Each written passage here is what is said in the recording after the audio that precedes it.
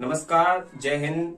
DS class centre में आपका एक बार फिर से स्वागत है। आज हम आपको बताने जा रहे हैं 12वीं क्लास का जो पैटर्न है सामाजिक विज्ञान का, उस पैटर्न के बारे में जो फर्स्ट लेसन है उसके बारे में आपको बताएंगे। उससे पहले हम आइए, छोटी सी रिक्वेस्ट है आपसे कि पहले तो हमारे इस चैनल को सब्सक्राइब कर लीजिए और बेल आइकन को दबा लीजिए, जिससे आपको समय समय पर आपको नोटिफिकेशन जारी हो। और हमारी इस वीडियो को लास्ट में एंड तक देखें और हमें कमेंट करके बताएं हमारी वीडियो कैसी लगी। आइए तो बिना रोके हम इसको क्लास को स्टार्ट करने से पहले हम जान लेते हैं कि हमारा भारत था वो पहले किस प्रकार का था। हमारा जो आजाद हुआ था भारत, उससे पहले हमारा भारत में कौन कौन से जो किस डायरेक्शन में था, कौन कौन सी दिशाओं में था। तो देखिए, ये दिख रही है आपको यहाँ से, ये पाकिस्तान और अफगानिस्तान पास में जो ये रेखा दिख रही है आपको, ये है हिंदू कुश पर्वत श्रेणी। इसी के नाम से हमारा हमारा इस पर्वत का नाम है हिंदू कुश पर्वत। इसी पे हमें हिंदुस्तान के नाम से जाना जाता था। जो हमारी ये रेखा जा रही है, ये हमारी है हिमाचल पर्वत श्रेणी है। हिमाचल पर्वत श्रेणी भारत की जो इसके जो बीच में आता था हमारा भारत, हिमालयाचल पर्वत श्रेणी एंड जो हिंदू कुश पर्वत श्रेणी है, इसके बीच में जो हमारा पहले आता था हिंदुस्तान, उसी को हम हिंदुस्तान के नाम से जाने जाते हैं। 15 अगस्त 1947 से जो पहले हमारा जो भारत है वो आजाद हुआ नहीं था, उससे पहले हम पूरे को उसको हिंदुस्तान के नाम से जानते हैं। 14 अगस्त 1947 आधी रात को जब हमारा देश का बंटवारा हुआ, ब्रिटिश जो उनसे हमें आजादी मिली थी, जो हमारे भारत में आए थे 1600 ईस्वी में व्यापार के बहाने और हमारे पूरे राष्ट्र, पूरे हिंदुस्तान में कब्जा कर लिया था और हमारे हिंदुस्तान पे कई सौ वर्षों से उन्होंने शासन किया था। उसी उनको जो हमारे 15 अगस्त 1947 हमारे कई राष्ट्र नेताओं के द्वारा हमने पहले क्लास में पढ़ा था। हमारे जो 10th क्लास और 11th क्लास में हमने जाना था कि जो किस प्रकार से आंदोलन हुए थे, तो उसी प्रकार से हम आज जानेंगे कि जो हमारा 15 अगस्त 1947 से पहले तो हमारा राष्ट्र किस प्रकार का था, अब हमारा राष्ट्र किस प्रकार से है। जब बात है 15 अगस्त 1947 आधी रात की, हम लेसन बात कर रहे हैं राष्ट्र निर्माण की चुनौतियां। हमारे राष्ट्र के निर्माण में जो किस प्रकार से चुनौतियां आई थी और हमारा राष्ट्र जो हिंदुस्तान वो किस प्रकार से जाके बना था। तो ये देख रहे हैं आप, जो पाकिस्तान है, पाकिस्तान के ऊपर अफगानिस्तान है, उसके बाद में ये अलग हुआ था, किस प्रकार से अलग हुआ, इसके विषय में पूरे संपूर्ण विषय में हम इसमें चर्चा करेंगे।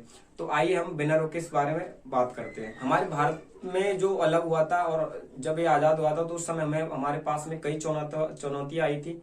चुनौतियों में सबसे पहले हमारी चुनौती ये रही कि हमारा जो राष्ट्र जो निर्माण हुआ था, उसके लिए हमें पहली खुशी तो इस प्रकार से थी कि हमें खुशी हो रही थी क्योंकि हमने ब्रिटिश जो थे उनसे हम आजाद पा रहे थे। दूसरी ये थी कि जो हमारा आजाद तो हो रहा था, उसके साथ में हमारा जो देश है उसका भी बंटवारा होता। हमारा बंगाल और पाकिस्तान, इन दो भागों में हिंदू मुस्लिम संख्या के आधार पर हमें दो भागों में। प्रथम प्रधानमंत्री पंडित जवाहरलाल नेहरू ने संविधान सभा के लिए एक सभा बुलाई गई थी। उस सभा में उन्होंने एक भाषण दिया था। भाषण को भाग्य बदूर से प्रत्यक्ष भेंट एंड ट्रस्ट विद डेस्टिनी के नाम से जाना जाता है। जो महात्मा गांधी ने प्रथम सभा में, जो संविधान की प्रथम सभा थी उसमें जो आयोजित किया था, उसमें इसको नाम से जाना जाता है। उसके पश्चात जो महात्मा गांधी ने हमारा जो राष्ट्र जो विभिन्न बटा हुआ था, जो हमारा राष्ट्र जो अलग अलग था, इसको एक करने के लिए कई प्रयास किए थे। इसी हिसाब से महात्मा गांधी ने कहा था कि ये जो हमारा राष्ट्र है, कलकत्ता में कहा था कि जो हमारा राष्ट्र है भारत है, हिंदुस्तान है। हमें इस बात की खुशी है कि ये एक तो हमारा आजाद हो रहा है, लेकिन इसके साथ ही हमें इस बात का दुख भी है कि ये दो अलग अलग देशों में बढ़ जाएगा। जब हमारा भारत आजाद हुआ था उस समय हमारे सामने कई चुनौतियां आई थी। उनमें से मुख्य रूप से आपको 3 चुनौती बताऊंगा। पहली चुनौती ये थी कि भारत को एकता के सूत्र में बांध रहा। भारत अलग अलग राष्ट्र में अलग अलग जगह पर विभिन्न जातियों में और समुदायों में बटा हुआ था। इसको हमारे समझ से एक चुनौती ये थी कि हमें भारत को एक ही सूत्र में बांध कर रखना है।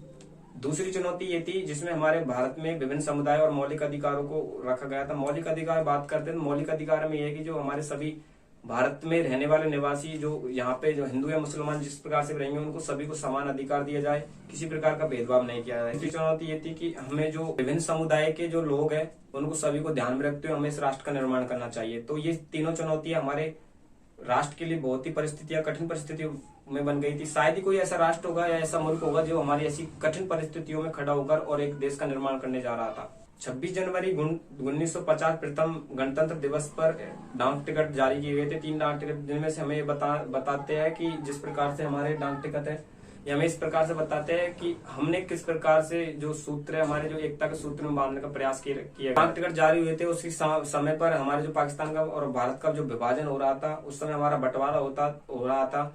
तो उसी समय एक पंजाब या सियालकोट में रहने वाले जो थे फैज अली अहमद, जिन्होंने कविता लिखी थी। ये देखो कविता लिखी थी। इस कविता में क्या हुआ कि कविता में बताया गया है कि हम किस प्रकार से राष्ट्र के थे, किसी एक राष्ट्र में रहते थे, हिंदुस्तान में रहते थे। लेकिन वो जब विभाजन हुआ है, विभाजन के बाद में जो पाकिस्तान में चले गया वो पठानकोट में वो रहने लगा था। यानी कि जो रहने वाला था जो हिंदुस्तान का था, लेकिन वो अब जैसे विभाजन हुआ है, आजाद हुआ है, तो उस हिसाब से पाकिस्तान है जो अलग हो गया, उसमें से जो पठान को जिन्होंने कविता लिखी है वो उधर चले गए पाकिस्तान तरफ, कुछ लोग यहाँ पे रह गए। उसी समय पर एक घटना हो जाती है, जब हिंदू और जैसे ये विभाजन हुआ तो उसी हिंदू और मुसलमानों में एक टकराव की स्थिति उत्पन्न हो जाती है। इधर जो मुसलमान थे वो हिंदुओं को नहीं आने देते, और जब इधर हिंदू थे तो वो मुसलमान को नहीं आने देते। जब हमारे राष्ट्र का प्रधानमंत्री पंडित जवाहरलाल नेहरू ने इसका विभाजन किया, तो उस समय एक हमारे पास में उन्होंने ये सोच के किया कि जो विभाजन है वो सही से हो रहा है। लेकिन जब इसका पता चला बाद में, तो महात्मा गांधी और इनको इस बैठक में बैठे तो उसमें पता चला कि हमारा जो भारत का विभाजन हो रहा है वो कठिन परिस्थितियां उत्पन्न हो गई है, इसमें धार्मिक आंदोलन होने लगे हैं और हमारा जो भारत है 2 भागों में बढ़ चुका था। 14 अगस्त 1947 आधी रात पर ये हमारा विभाजन हुआ था, जिसमें हमारा एक तो पाकिस्तान बन गया था, दूसरा पश्चिम बंगाल बन गया। जब ये भारत जो आजाद हो जाता था, उसी समय एक पृथ्वी है जो दिल्ली की रहने वाली कवयित्री, उसी ने कविता लिखी कि जो यहाँ पर जो 5 नदियां बहती थी पंजाब में जो 5 नदियां बहती थी उसके नाम से पूरा पंजाब जाना जाता। जो कुछ पंजाब का भाग पाकिस्तान में चला गया था और कुछ पंजाब का भाग है जो हमारे हिंदुस्तान में रह गया था। तो यहाँ पे जो नदियां थी तो वहां पे बहुत ही मारकाट हुई थी। यहाँ पे मुसलमानों को के साथ में बहुत भेदभाव किया गया था, यहाँ पे काटा गया था हिंदुओं को, और इनके साथ में बहुत लड़ाइयाँ हुई थी। इस वजह से यहाँ की जो नदियां है उनमें खून वगैरह काफी बह गया।